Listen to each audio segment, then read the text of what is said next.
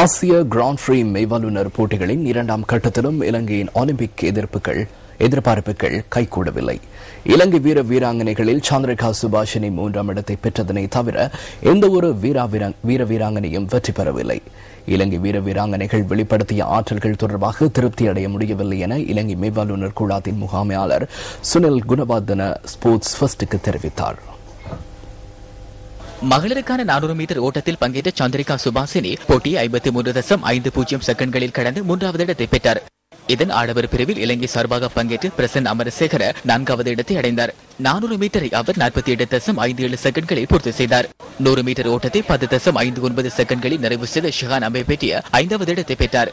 மகளிருக்கான 400 மீட்டர் தடைதாண்டி ஓட்டத்தில் Christian Merrill 4வது இடத்தை பிடித்தார். அதற்காக அவருக்கு 58.51 செகண்ட்கள் சென்றன.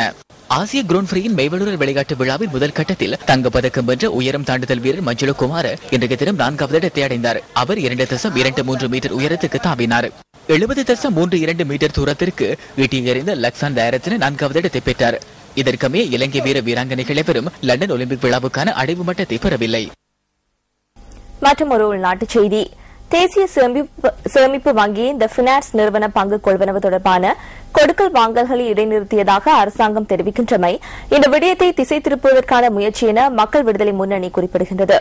இந்த கொடுக்கல் வாங்கல்கள் தொடர்பில் எழுந்துள்ள நிலைமைக்கு அரசாங்கமே பொறுப்பு கூற வேண்டும் என முன்னணியின் அரசியல் குழு உறுப்பினர் சுனில் ஹேந்தன் நெத்தி தெரிவிக்கின்றார்.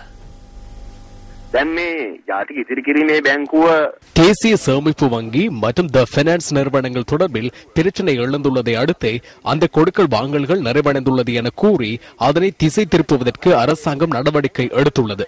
அரசாங்கம் அனைத்து விடயங்களையும் இவ்வாறு மேற்கொள்கிறது. அனைத்து சம்பவங்களையும் காலத்துடன் ஒப்பிட்டு செய்ய முயற்சிக்கிறது. பாரத லட்சுமண் பிரேமச்சந்திர கொலை செய்யப்பட்டதனை அண்மையில் நான் கண்டேன். அவ்வாறான கொலை சம்பவத்திற்கு கூட நியாயமான நடவடிக்கைகளை எடுக்காத அரசாங்கம் இவ்வாறான சம்பவம் ஒன்றுக்கு எவ்வாறு நியாயமான நடவடிக்கைகளை முன்னெடுக்கப் போகிறது? தேசிய சேமிப்பு வங்கியில் உள்ள நிதியானது நாட்டு மக்களின் நிதியாகும். அது பாதுகாக்கப்பட வேண்டும். அந்த வங்கியின் நிதியை முதலீடு செய்வது தொடர்பில் மக்கள் நம்பிக்கை கொள்ள வேண்டும். அந்த நம்பிக்கையை சீர்குலைக்கும் வகையில் செயற்படுவார்களா என் அதற்கு அரசாங்கமே பொறுப்பு கூற வேண்டும். இந்த விடயம் தொடர்பிலான விமர்சனங்கள் மற்றும் கலந்துரையாடல்களை அரசாங்கம் வேறு வேறு சம்பவங்களினூடாக திசை திருப்புவதற்கு முயற்சிக்க வேண்டாம். அருங்காட்சியகத்தில் உள்ள வாள்களுக்கு என்ன நடந்தது என மக்கள் அறியவில்லை. பாரத லட்சுமண் பிரேமச்சந்திர கொலை தொடர்பில் பொறுப்பு கூற வேண்டியவர்களுக்கு என்ன நடவடிக்கை எடுக்கப்பட்டுள்ளது என நாட்டிற்கு தெரியாது. அரச பாதுகாப்புடன் புதையல் அகழ்வுகள் மேற்கொள்ளப்படுகின்றன.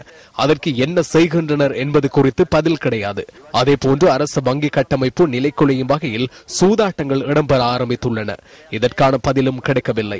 இந்த கொடுக்கல் வாங்கல்களை மேற்கொள்வதற்கு இவர்களுக்கு எங்கிருந்து பணம் கிடைக்கிறது?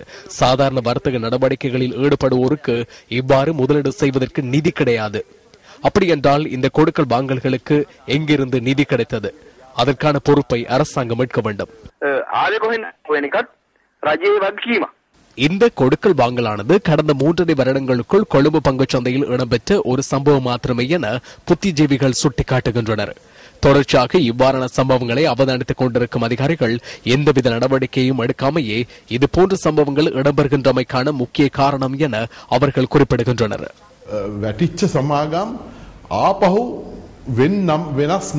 கொடுக்கல் வாங்கல்களை மேற்கொள்ளும் நோக்கில் நட்டமடைந்த நிறுவனங்களை வேறு பெயர்களில் மீண்டும் சந்தைகளில் அறிமுகப்படுத்த அந்த நிறுவனங்களுக்கு அனுமதி வழங்கினார்கள். பாரிய அளவில் வீழ்ச்சி கண்ட நிறுவனங்கள் மிக பெருமதி வாய்ந்த நிறுவனமாக மீண்டும் பங்குச் சந்தைக்குள் பிரவேசித்து பெருமதி வாய்ந்த தொகைகளில் பொதுமக்களுக்கு பங்குகளை விற்பனை செய்ய ஆரம்பித்தனர்.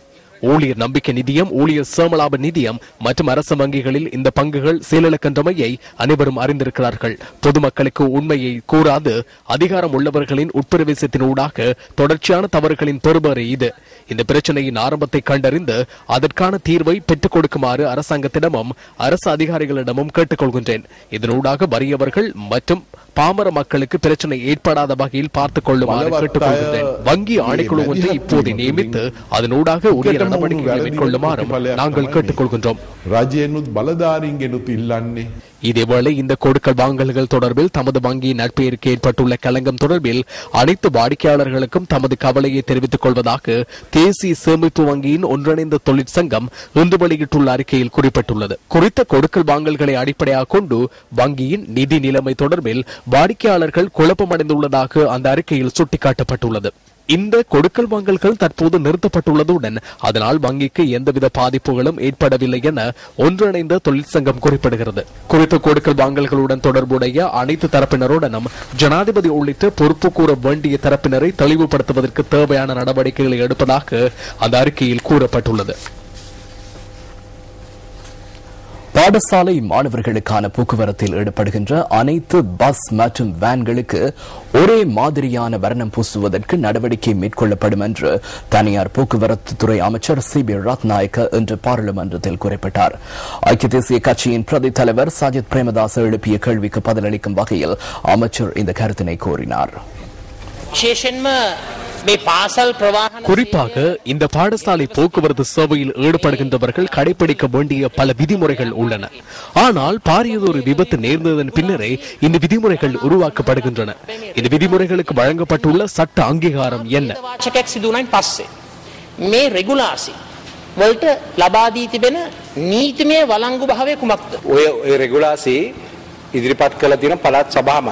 மாகாண சபைகள் மூலம் இந்த விதிமுறைகள் முன்வைக்கப்பட்டுள்ளன.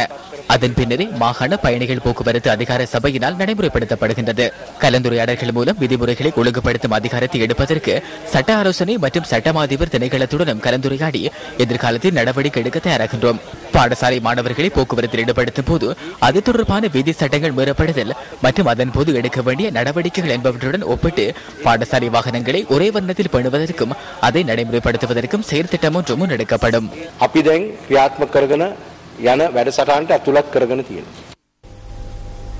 இத்துடன் நமது 8 மணி பிரதான செய்திகள் நிறைவு பெறுகின்றன. வணக்கம்.